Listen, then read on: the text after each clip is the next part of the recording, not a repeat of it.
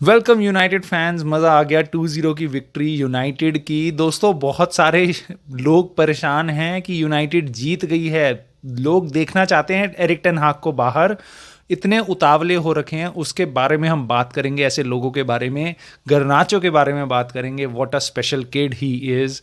Positives और negatives game के क्या थे उन पे ध्यान देंगे, और दोस्तों लीग टेबल पे ध्यान देंगे। टॉप 4 के चांसेस क्या हैं, टॉप 5 के, यूरोप चैंपियंस लीग के।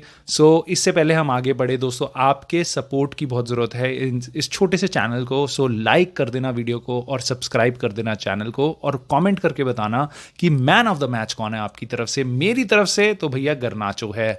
बहुत ही ब्रिलियंट, जो एक स्पार्क चाहिए होता है ना एक टीम को आगे फाइनल थर्ड में, वो देता है गर्नाचो। हमेशा ऐसा लगता है एक्साइटिंग सा कि अब अटैक करेगा, अब प्लेयर बीट करेगा। He is looking for the kill, so he is a really good player that we have हमारे हाथों में। बहुत अमेजिंग टैलेंट है दोस्तों। All kudos to him. उसके कारण दोनों पेनल्टीज आई। यूनाइटेड को एक्चुअल में और पेनल्टीज भी मिल सकती थी। रैशफर्ड पे पेनल्टी थी बट वो ऑफ साइड हो गया, और उसके बाद 2 बार उनके लेफ्ट बैक के हाथ से बॉल रुकी थी। रेफरी का डिसीजन था, बट कुछ रेफरीज उसको भी पेनल्टी दे देते। बट ओवरऑल यूनाइटेड को दोनों पेनल्टीज मिली। और भी चांसेस क्रिएट हुए, हम गोल स्कोर कर सकते थे, बट हमने काफ़ी सारे चांसेस गंवाए भी, जिसके कारण बहुत सारे लोग जो एरिक टेन हाग को बाहर देखना चाहते हैं, और हाँ, बहुत सारे लोग इस एजेंडा के साथ हैं दोस्तों कि एरिक टेन हाग जाए और कोई और मैनेजर आए। कौन आए उनको नहीं पता, वो कोई भी अनाप शनाप नाम आपके सामने ले लेंगे। किसी से बैठा के पूछना, भाई बता कौन सा मैनेजर। पहले तो तू कह रहा था पोचेटिनो, पोचेटिनो तो गया चेल्सी, उसकी हालत हो रखी है वहाँ ख़राब। कौन सा मैनेजर तुम्हें चाहिए? पहले तुम कह रहे थे ब्राइटन का, और अभी जो डिजर्बी है 4-0 हारा है रोमा से, वो चाहिए तुम्हें? तो उसके तो हल्ला नहीं मच रहा। ब्राइटन में अच्छा खेल रहा है वो, ब्राइटन में तो ग्रैहम पॉटर भी बहुत अच्छा खेल रहा था। चेल्सी गया, क्या हुआ हमें पता है। It is easy to say anything. Zinedine Zidane का नाम ले लेंगे, किसी का भी नाम ले लेंगे। जिनेडिन जिडान कभी यूनाइटेड नहीं आना चाहता, वो नहीं आना चाहता। और क्या एक्सपीरियंस है उसका एक बेकार टीम को आगे अपलिफ्ट करने का? वो रिस्क लेना चाहोगे, या उस बंदे को जो यूरोप के बेस्ट मैनेजर्स में से है, वो यूरोप की वर्स्ट पोजीशन, मतलब सबसे डिफिकल्ट पोजीशंस जो हैं वो अभी हैंडल कर रहा है? उस पर इंजरी का क्राइसिस है। ऐसा क्राइसिस मैंने अपनी लाइफ टाइम में किसी क्लब के साथ नहीं देखा। पिछले साल यॉर्गन क्लॉप लिवरपूल के साथ हमसे बहुत बेकार पोजीशन में था इस टाइम तक सीजन की। क्यों? क्योंकि उस पर 4-5 इंजरीज थी। हमारे पास कितनी इंजरीज हैं? 8-10, और पूरे पूरे सीजन के लिए हैं यार। लेफ्ट बैक ही नहीं है हमारे पास। एरिक टेन हाग ने काफ़ी सारी चीज़ें कमेंट करा, अपने प्रेस कॉन्फ्रेंस में बताया कि क्यों इंजरीज इम्पैक्ट करती हैं यूनाइटेड के गेम को। रिजल्ट्स को तो करती ही हैं, बट हम जो खेलते हैं गेम में वो भी कितना शॉर्ट टर्म और बना जोड़ा हुआ है और एफर्टफुल है। क्योंकि आप खुद देखोगे, लिंडलॉफ लेफ्ट बैक खेल रहा है, और हर बार जब वो बॉल रिसीव करता है, क्योंकि वो राइट फुटेड है, तो उसके लिए वापस ओनाना और इवांस को पास देने का चैनल खुला होता है जब वो बॉल रिसीव कर रहा होता है, और प्लेयर उसको क्लोज करते हैं। वहीं अगर आप पे लेफ्ट फुटेड लेफ्ट बैक होता, फॉर एग्जाम्पल ल्यूक शॉ या मलासिया, तो जब वो बॉल रिसीव करते तो वो लेफ्ट पैर पे रिसीव करेंगे, और उनके पास ऑप्शंस होंगे आगे पास करने के, रैशफर्ड और ब्रूनो फर्नांडिस और कैज़मीरो। दोस्तों इन चीज़ों का, छोटी छोटी डिटेल्स का बहुत फ़र्क पड़ता है एक टीम ओवरऑल कैसा परफॉर्म करती है। अभी यूनाइटेड उन चीज़ों के साथ स्ट्रगल कर रही है, और आई एम रियली हैप्पी कि वो अभी भी रिजल्ट्स निकाल पा रहे हैं। ऐसे टाइम पे रिजल्ट्स निकालना भी बहुत मुश्किल है। जैसे इवन लिवरपूल जैसी टीम पिछले साल इतना पीछे थी हमसे भी, जैसी हालत में हम है, वो 8th 9th पे घूम रही थी। इस टाइम पे सीजन के शट अप यार, शट अप। मतलब तुम अगर एरिक टेन हाग की कमियां निकाल रहे हो यहाँ पे, जस्ट गो अवे।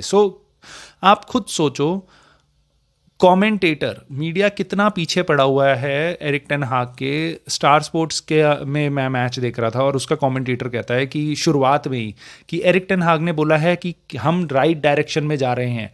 टाइटैनिक जो जहाज डूबा था, उसके कैप्टन को भी लग रहा था कि हम राइट डायरेक्शन में जा रहे हैं। मतलब ये कंपैरिजन है, ये कंपैरिजन है, मतलब तुम्हारी फुटबॉल नॉलेज जीरो है जो तुम ऐसे घटिया कंपैरिजन्स पे आ रहे हो एक मैनेजर के लिए जिसने पिछले सीजन हमारे को कहाँ से कहाँ लेके गया था, वो कितने सारे इश्यूज से वो डील कर रहा है। रियलिटी आंखें खोल के नहीं देखना, जो मन में आना है अनाप शनाप बकना है, मुंह में माइक घुसेड़ दो इन लोगों के और इनसे बोलो बस मुंह से ये लोग बकवास कर सकते हैं।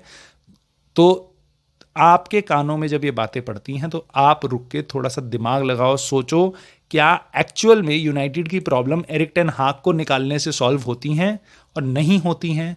तो please trust the process. Positives की आप बात करो गेम की तो आप देखोगे कितनी सारी चीज़ें थी दोस्तों। गर्नाचो एक पॉजिटिव है, हमारा डिफेंसिव उन्नाना, और डिफेंसिवली हमने कितने सारे ब्लॉक्स किए। जॉनी एवंस की परफॉर्मेंस मेरे को काफ़ी अच्छी लगी। राफेल वरान तो अमेजिंग है ही। नेगेटिव्स पे अगर मैं देखूं तो मेरे को कुछ नेगेटिव्स भी दिखाई दिए दोस्तों। पासिंग यूनाइटेड की अच्छी नहीं थी।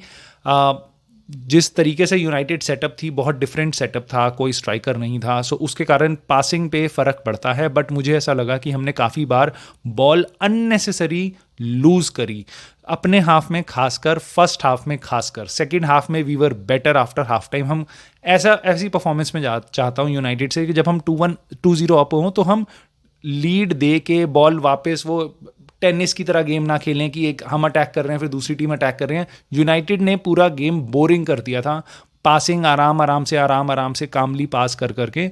सो that was maturity from our team. But first half में वो इमेच्योरिटी दिखाई दे रही थी, वो छोटे छोटे पासेस बार बार एवर्टन को अपने हाफ में बॉल दे रहे थे, तो वो बहुत बड़ा नेगेटिव है दोस्तों। उसके कारण हमें कोई अच्छी टीम होगी तो वो बीट कर सकती है आराम से, और अगला मैच हमारा लिवरपूल से है। सो आई एम रियली स्केयर्ड दोस्तों। उसके अलावा हम अगर आप बात करोगे तो मुझे ऐसा लगता है कि यूनाइटेड, आप लीग टेबल में देखो इस टाइम पे एस्टन विला और टॉटनम को चेस कर रही है। वो दोनों आपस में खेल रहे हैं बट गैप काफ़ी ज़्यादा है अभी। सो आई होप वहाँ उनका ड्रॉ हो या कोई ना कोई टीम्स तो पॉइंट्स ज़रूर लूज़ करेगी। हम बस प्रीमियर लीग में कंसिस्टेंटली परफॉर्मेंस देते रहें। एरिक टेन हाग ने बताया कि हमारे कुछ प्लेयर्स अगले गेम एफए कप के गेम में वापस आ जाएंगे लिवरपूल के अगेंस्ट, जैसे कि एरन वैन बिसाका, हैरी मैग्वायर और रासमस हॉयलैंड। सो वो एक बहुत बड़ा एडवांटेज होगा। उसके बाद हम प्रीमियर लीग का गेम खेलेंगे, तब तक और प्लेयर्स हमारे शायद वापस आ पाएँ।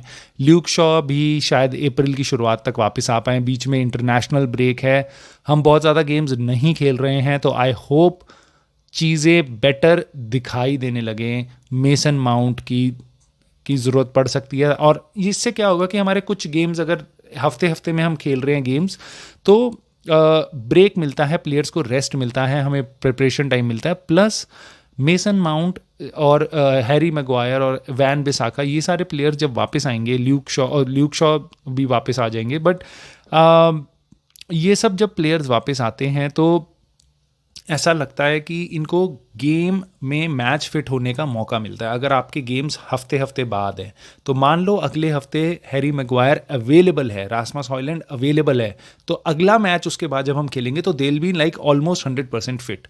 सो वो फ़ायदा होगा हमारे को, क्योंकि हमारे गेम्स बहुत कम हैं, यूरोप में इस बार अभी हम नहीं हैं। सो वो हमारे को चैम्पियंस लीग स्पॉट के लिए पुश दे पाएगा। दोस्तों बहुत इवेंटफुल होने वाले आने वाले मैचेस, सो इस चैनल से बने रहना। मैं आपके पास यूनाइटेड और फुटबॉल से रिलेटेड न्यूज़ लाता रहूँगा। आप ज़रूर सपोर्ट करना इस छोटे से चैनल को, लाइक कर देना वीडियो को, सब्सक्राइब कर देना चैनल को, और मोर इम्पॉर्टेंटली कमेंट करके बताना कि आपके हिसाब से क्या यूनाइटेड को एरिक टेन हाग के साथ रहना चाहिए या उनको बाय बाय करना चाहिए। I will see you in the next video.